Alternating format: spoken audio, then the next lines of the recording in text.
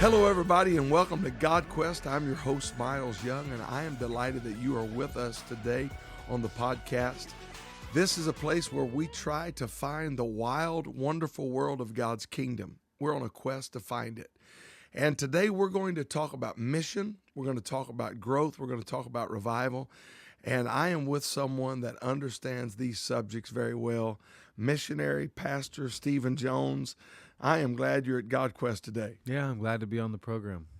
One of our special friends right here out of the Rock Church, and we love to claim him as one of our own.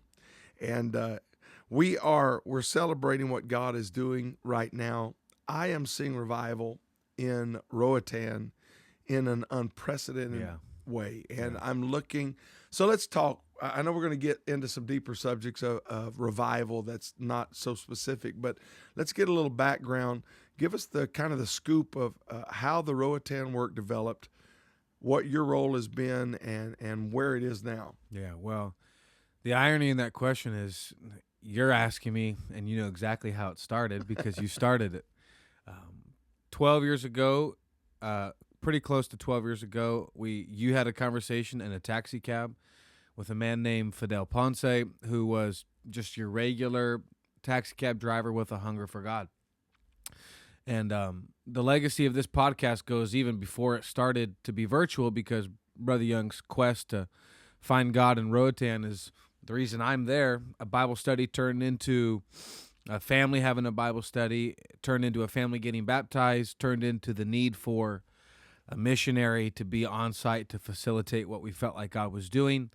And a long story short, my wife and I ended up there after selling everything that we had to come on a one-way ticket to an island we'd never been to, in a language we couldn't speak, to a people we didn't know.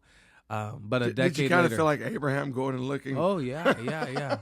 Follow me, Lord. Where? Well, I'll show you when we get there. Yeah, that's how it felt getting on that United flight. Yeah. I remember the E-group meeting in Redlands, California, Brother B.J. Wilmoth's church. I remember all of this was breaking, and it was kind of like it's an opportunity that's developing, and we don't have time. We don't have a 6-year plan to get this together.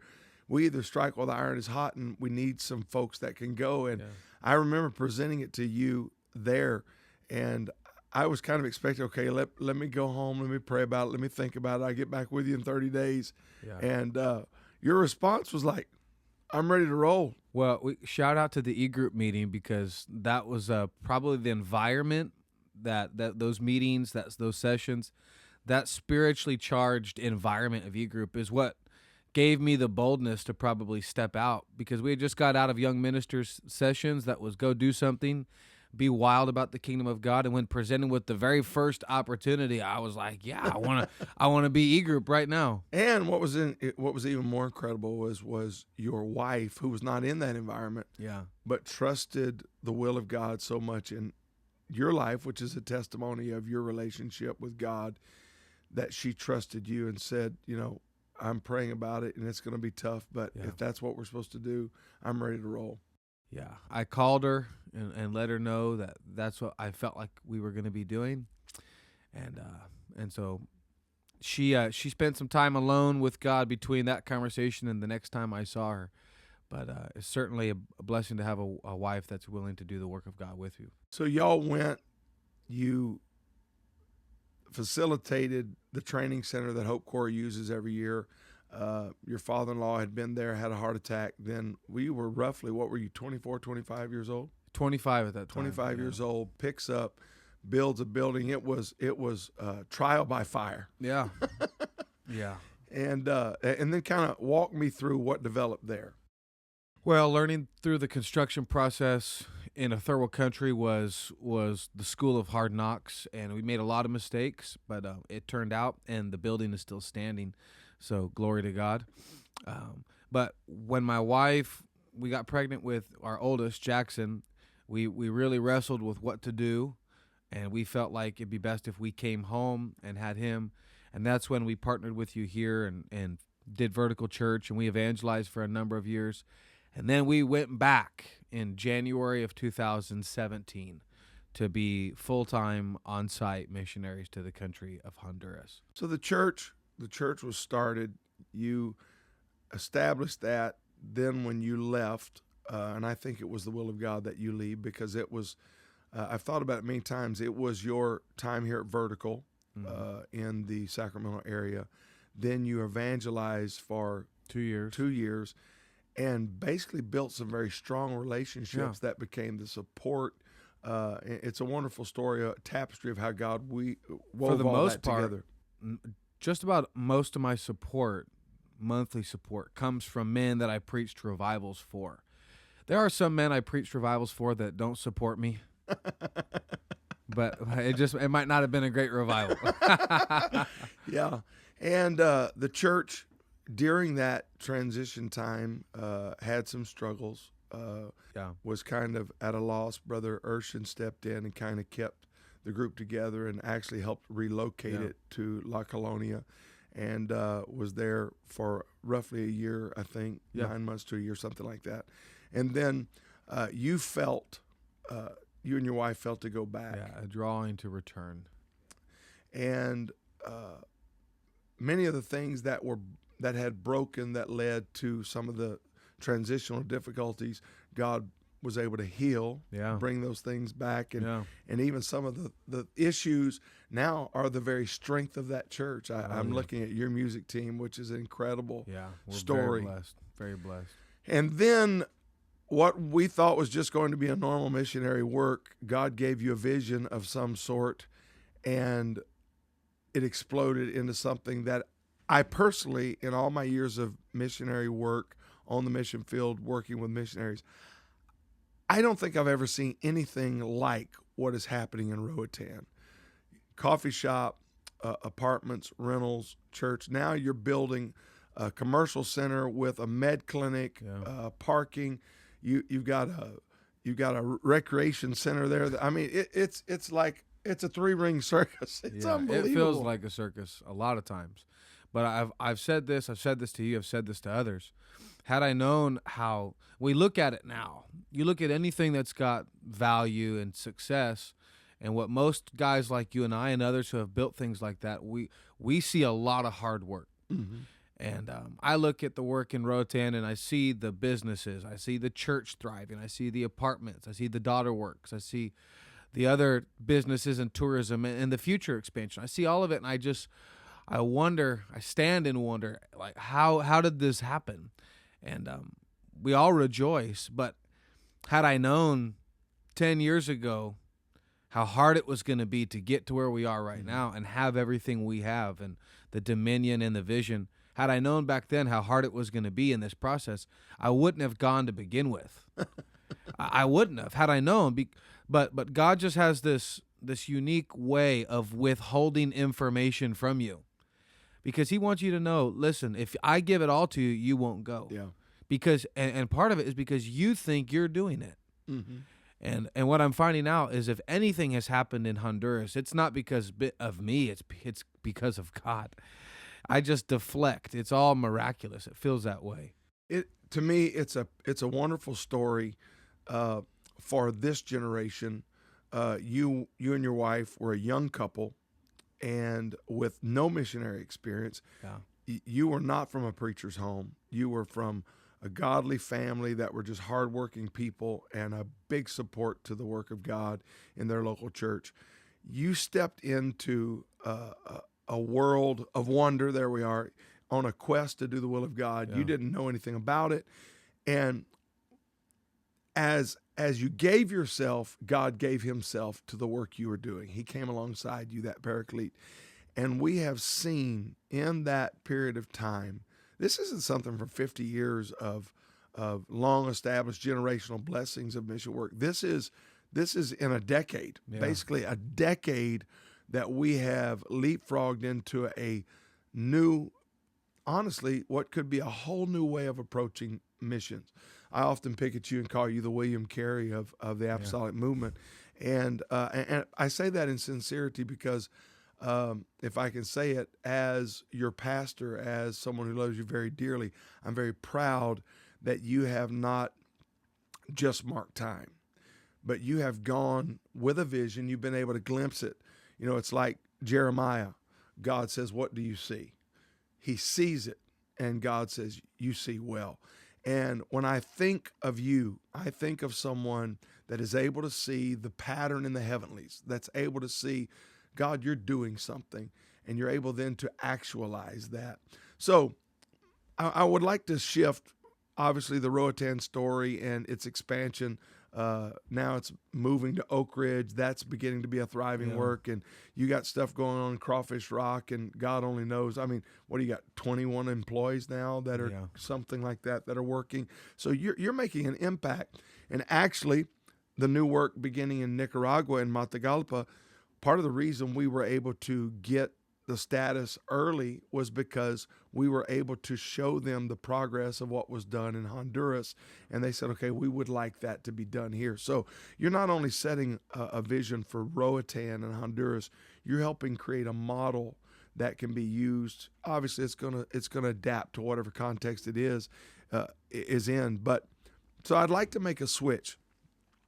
Let's go past Honduras. Let's go past Roatan.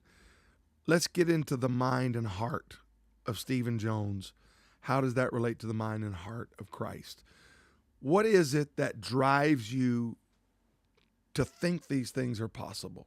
Because you're doing things that are, it just makes you want to shake your head. What's in the background? Like when you're approaching, obviously somewhere you got this coffee idea, somewhere you got this Oak Ridge idea and this med clinic. Talk to me about that. Yeah, I know it's layered, and I want to be careful because, again, I think what's happened is supernatural, and I don't want to take away from the fact that the Apostolic Church is a miracle people, and always has been. We've never been the most, we've never been the strongest with the most resources, but it's a miracle people. Mm-hmm. And when we went there, and the whole purchasing of our property was miraculous in that a man came to me, a man that you know, and said, "Hey, I've got a property you need to buy for your church." And at the time, we were just renting in a little moldy green room with, a mic, a corded mic, and a little cajon and a piano, in a room that had a pillar right in the middle of it and no running water or bathroom. I'm embarrassed when I think back on that I actually invited people to that church. I thought, man, why would anybody want to come? But again, it's just that compelling of God's Spirit and His presence. But we were desperate to find something. We had no money. And I'm standing on a piece of property that a guy is asking $100,000 for. And it's the audacity to even consider it with a real estate agent. I'm wasting everybody's time because I don't have money to buy this property. And he says, "Man, this is where you need to put your church." I said, "Well, I know. I just don't have any money." And he says, "Well, if you could come up with $60,000 this week." I said, "Man, what a deal. I still don't have any money." And I remember it was like God said, "Push a little bit." And I'm desperate to get out of our current facility. I want to get some soil. I want to own something for the church. And I just made some phone calls to some men that were so ready. It was like God was waiting for me to act. And they said, "Listen, I'll have you that money by Thursday. You can pay that man on Friday." And when I was sitting there signing the documents that we were the new proud owners of that piece of property right there in Sandy Bay, I just couldn't believe it that it had happened. And it was just one box we checked on the miraculous process that God has brought us through. And in that, there's a boldness that'll get on a man. I remember Brother Jeremy Wilbanks, he told me, he said, the ground, the earth beneath us is cursed. And if you leave the earth alone, it'll grow weeds. It will not grow a vineyard. You don't just leave 5 acres alone and you come back in 10 years and it's got straight lines and a manicured vineyard. It requires a man to stand on a piece of earth and claim dominion and take dominion. And so the Apostolic Church, for the very first time in Roatan's history, and as far as I know, it's the first time an Apostolic Church has, among some of our groups, has owned property in Honduras. And so it felt like it was a key moment in the work of God there, that we see the potential of this country, we see the potential of this island, but we've got to own property to facilitate that. Well, I remember, obviously, I was there, been involved in the Roatan story since the beginning. And I remember the constant engagement with the community. It was almost like they looked down at these folks acting like they're going to come here and do something. Yeah. The reason is they were jaded because they've heard so many people come in to Roatan. They got all these dreams and all these visions, and they never amount to anything. But when you bought that property, and when you built that building, it was like, hey, there was a shift. There was a real shift. There was a shift. And I think you said the right word. I think you said dominion. And it was literally pushing back the forces of hell. Oh yeah. And the forces of fear. And you and your wife stepped into that. And obviously we know none of us do anything alone. There was collaboration. It would not have happened without the support of apostolic churches around the world. But at the end of the day, it doesn't matter how much collaboration you've got until there's somebody that goes and plants a foot and plants a stake on that ground and said, as of today, we claim this for the gospel of Jesus Christ. And I see a release, and it's not stopping. It's not stopping. And I see Roatan providing a very rich model for what can be done. And before we go, just kind of encourage, this isn't just, I don't believe this is just a foreign soil thing. I think this could be in Europe, South America, Central America, Asia, the United States, Canada, beyond. If you could talk to a young man that's in the throes of beginning ministry, maybe they're a home missionary, maybe they're evangelists, what could you say to them based off of your experience? You've been a pastor in the States, working at Vertical, then you evangelized. Now you've spent the lion's share of your ministry in a very tumultuous place with deep spiritual activity. What's your words about revival to them? You know, I wouldn't want to be presumptuous. You know, I feel like we've been successful in areas, and I feel like we could do better in other areas. To me, there are biblical principles they just work no matter where you are, and those things will galvanize a congregation and it'll galvanize a work. But for me and our experience, what we have done that has worked is, for whatever reason, God has given us a passion and an attention to spend time and influence the youth. Now, our church is diverse. But where we were the most effective is we'd go in and we'd adopt public schools, and we'd get them curriculum. I'm speaking in the Roatan context. This can be applied to any field anywhere. But we started really spending time investing in the youth that God was sending to our church. And so for a long time we had really young people that were maybe not quite as established in life, but they were malleable and they were teachable. And I remember I'd just be praying wherever we were, whether it was the little room or now in the headquarters church, I'd be praying that God would send us teachable people that were hungry.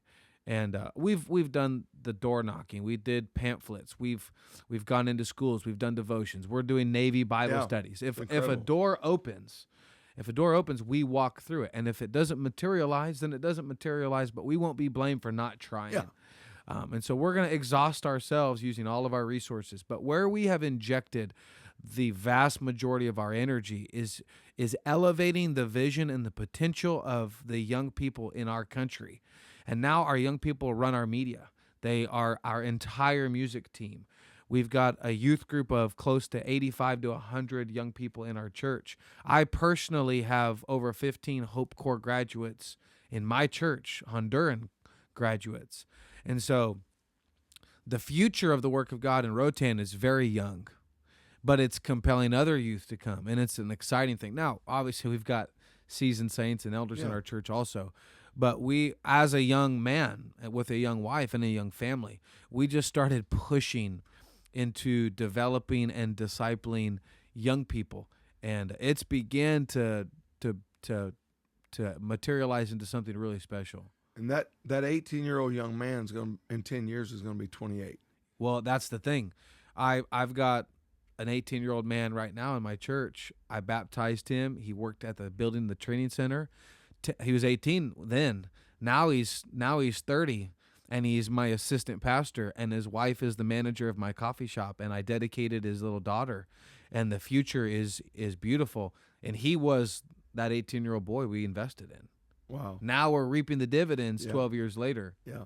And that's something that can be done in any context. Yeah, anywhere. So I appreciate our time together, and I look forward to more conversations. And it's like every week, let's wake up and see what God is doing in Roatan, and I look forward to it. But I hope that this episode would be an encouragement to you in whatever context you are. If you're new to ministry, or if you're a pastor, or you're a saint of God, the principles that he just mentioned, you can make a difference in a young person's life. You can respond to the leadership in your life, just like Stephen and Rachel did. An opportunity came. As a pastor, there was a need. I could not meet that need. I needed someone that could say, I'm willing to go. And Stephen and Rachel Jones did that. I believe that there is blessing in simple obedience and responding to the opportunities that God brings to us, no matter what context or place we're in. And that goes for the United States, Central America, the rest of the world, and beyond. So, Brother Jones, thank you for being with us today. Yeah. And thanks for joining us on GodQuest. So subscribe, share, let everybody know. We're thrilled for what God is doing. Remember, it's a wide world of wonder in this amazing place that God has called us to do ministry. I'm on a quest to find it. Why don't you join with me? We love you. God bless you.